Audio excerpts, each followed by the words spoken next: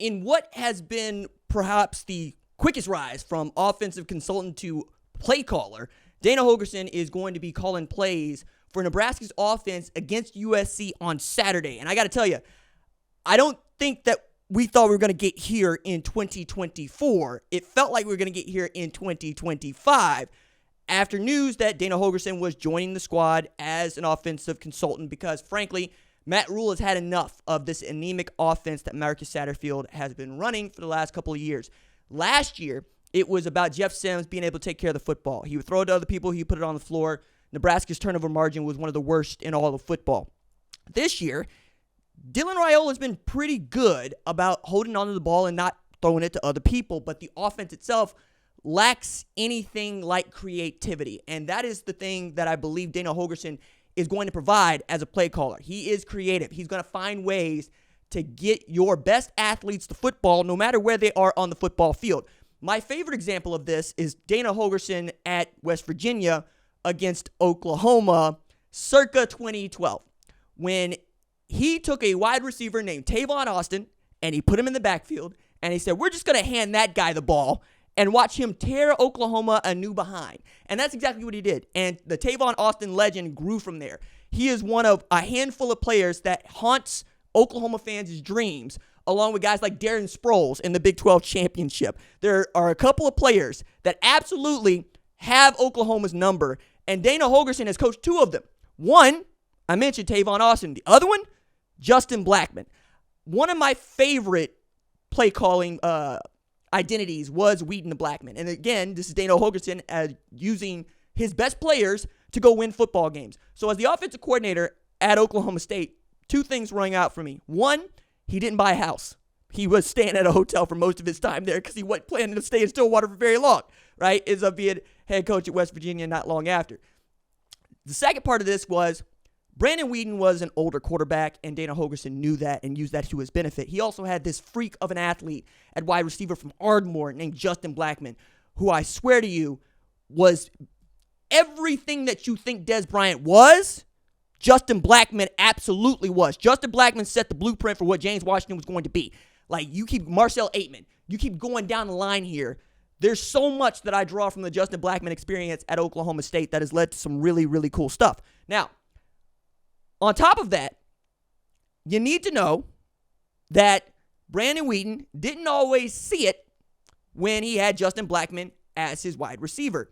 In fact, he would hold on the ball at practice and be like, nobody's open. So two things came out of that. One is the diamond formation that people know of as a running formation, but it's not really a diamond running formation. It's quarterback, it's two tailbacks, and, a fullback, tailback in the back. So you get a diamond. But what it got you was one-on-one on the outside because the defense would load the box thinking you run. So you get one-on-ones with maybe a safety behind playing center field with Justin Blackman. Justin Blackman's going to be able to beat that corner, and you could probably get the ball to him and or give him a 50-50 ball he can go get. So it became Wheaton to Blackman, but what that was Dana Holgorsen going to Brandon Wheaton, hey, if I was you, I'd just throw it to Blackman. And that became the game plan. Whenever Brandon Wheaton didn't know what he was going to do, he just throw it up to Justin Blackman. And that won a bunch of games, right? Now he's going to Nebraska where his first task is going to be identify your perimeter threats, right? Is Isaiah Nayer that guy, right? That's one of the questions that you have to answer. Can you use these running backs in different ways?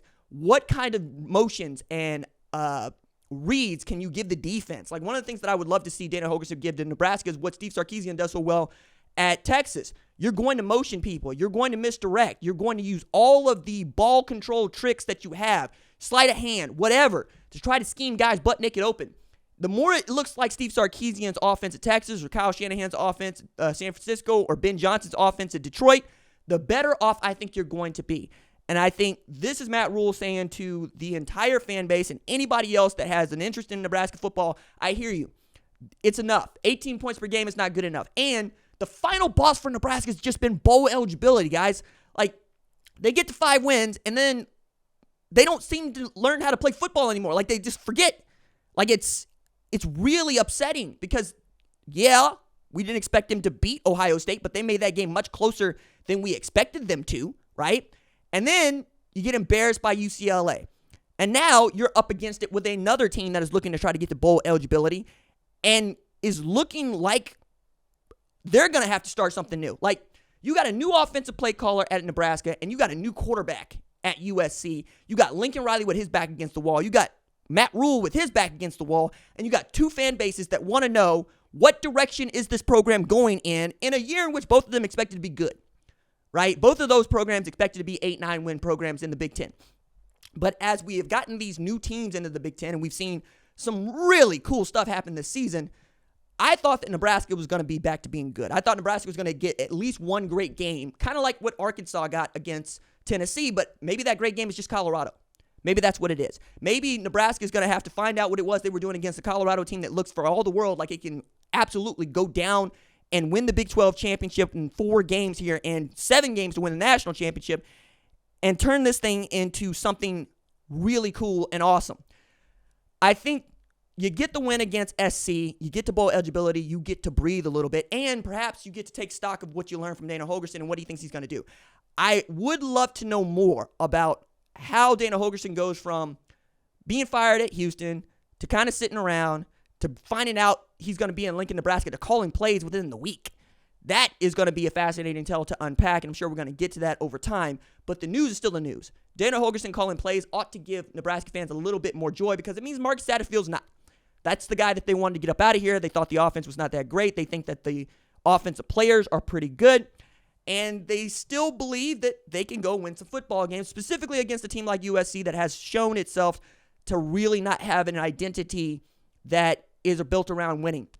They've been abysmal in the fourth quarter. The way that Miami been great in the fourth quarter, USC been blowing leads in the fourth quarter. And Jaden Mayava is an opportunity for Lincoln Riley to find out whether or not this is going to be his guy in 2025 or he's going to have to move off of both Miller Moss and Jaden Mayava. And I wouldn't be shocked to see Miller Moss come back and play the rest of this year, especially if they lose to Nebraska and Jaden Mayava has anything to do with that. But you got a quarterback in Miller Moss to keep throwing the ball to other people and multiple times per game, looking more like Carson Beck this year than Carson Beck last year or even Miller Moss last year. Jaden Mayava, we know, won 9 games at UNLV and is going to throw the football to the guys that can catch it. The problem with that is if you just throw the football to Kyron Hudson and Kyle Ford, well, that's what Miller Moss was doing. He was getting picked off. What you need to be able to do is be mobile against a ridiculously agile front seven. Like the defense itself is not elite, but that front seven it seems to be, right? They're going to get after you. They're going to make it difficult. And perhaps Dana Holgorsen knows something about that defense that they're going to face is probably going to put them in quarters and say, all right, if you can do something, you can do something. I'm excited about it. I think this Nebraska-USC game is low-key the best one on the schedule for the weekend because of all the stakes are involved in the Blue Bloods. You got national champions, 11 national championships in football at SC, and Nebraska was a holy terror in the 70s, 80s, and 90s, and the early aughts.